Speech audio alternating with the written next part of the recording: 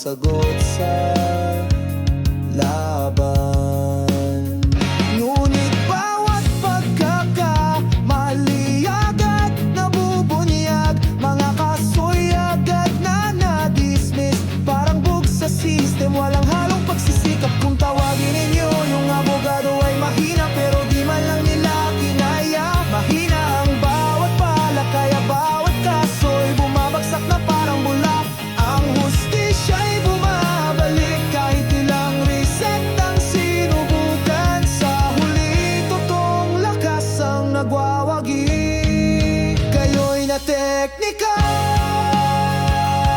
mga kaso'y nauuwi sa wala, nadudurog na parang bahay na walang matibay na pundasyon. Sinibukan niyong magkaso para patahimikin ang kritiko, pero ang tunay na hustisya ay patuloy na nangingibabaw.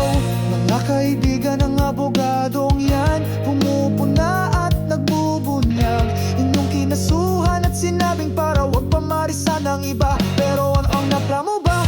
Walang halaga ang mga kasong isinampa na sinubukang mapahaba. Dahil bawat reset nyo'y nauuwi sa pagkadurog ng inyong agenda. Tila binabalwala ang katotohanan, bawat reset isang panibagong maling hakbang. Ang kalaban ng sistema ng hustisya ay patuloy na umanda. Wawagin ninyo yung boy technical, pero hindi kayo ang mananaig sa huli, sapagkat ang tunay na hustisya ay hindi magpapakubli sa mga maling prinsipyo at gawa. Nasa maling limbo kayo, kinukubli ang inyong sariling kahinaan.